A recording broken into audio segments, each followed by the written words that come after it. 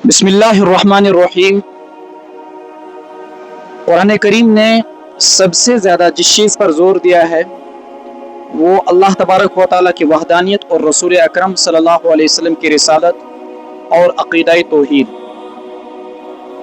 अल्लाह तबारक व तआला की तौहीद के साथ शरीक ठहराने वाले हर दौर दुनिया में जीते रहे हैं, लेकिन उन पर रब्बे करीम की तरफ से कहर कभी बर्पा नहीं हुआ।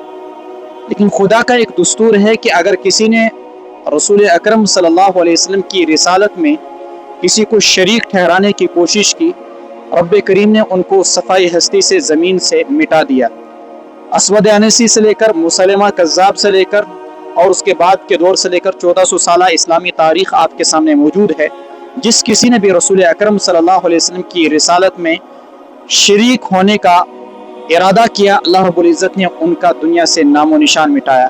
सैकड़ों ऐसे लोग आए दुनिया के अंदर जो मुद्दयान नबूवत थे, न उनका मजहब रहा न उनका नाम रहा, वो सफ़ाई हस्ती से मिट गए। अल्लाह रब्बुल इज़्ज़त की गैरत हरगिज़ इस चीज़ को गवारा नहीं करती कि रसूल अकरम सल्लल्लाहु अलैहि वसल्लम की रिसालत में किसी को शरीक ठहराया जाए।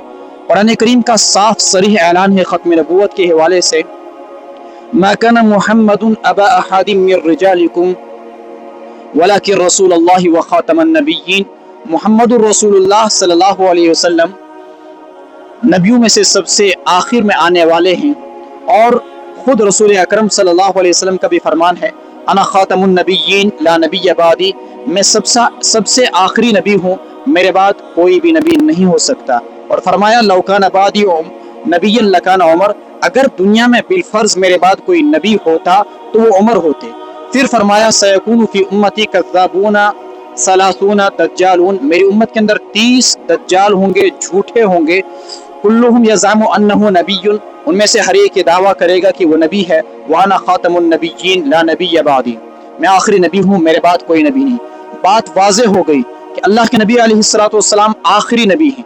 आपके बाद आपकी नबूवत पर डाका डालने वाले हर दौर के अंदर आएंगे, लेकिन पैगंबर की ज़ुबानी ये चीज़ वाज़े होगी, वो कज़्ज़ाब होंगे, वो दज्जाल होंगे।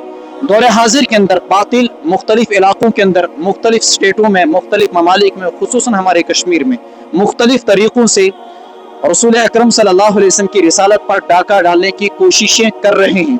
नौजवानों को और उम्मत की हर फर्द को, हर बुजुर्ग को, हर बच्चे को, हर माँ को, हर बहन को अपने अक़ीदे के हवाले से फ़िक्रमंद रहना चाहिए और अपने अक़ीदे की हिफाजत करनी चाहिए, और उन्हें इन किस्म के चोरों और डाकुओं को चारों तरफ से ध्यान में रखना चाहिए कि कहीं कोई ख़त्म नबूवत पर डाका डालने वाला उनके करीब ना जाए। आखिर में सिर्फ इतनी बात बता दूँ मैं, कशर पर उस कहावत गड़ी की ज़मानस मज दबन अगर गुंजाइश सरुफ्त ऐसे ऊन ऐसे और कादियानी ऐसे दबन यमस हुन सुन सोट हेक्यो तो खैत, लेकिन यमस कादियानी सुन सोट हेक्यो न तो खैत कहती। लिहाजा अक़ीदा ख़त्म नबूवत के हवाले से हम सब को मुहतात, होशियार और ख़बरदार रहना चाहिए, और हर उम्मत के फ़र्द को दाई का फरीज़ा अंजाम देते हुए उम्मत के दीगर नौजवानों को भी जगाना चाहिए। अल्लाह रब्बुल इज़्ज़त कल क़यामत के दिन हमें मुहाफ़िज़ीन ख़त्म नबूवत के साथ उठाए, रसूल अकरम सल्लल्लाहु अलैहि वसल्लम की शफ़ाअत हम सब को नसीब हो। आमीन। व आखिरु दावाना अनिल हम्दुलिल्लाहि रब्बिल आलमीन।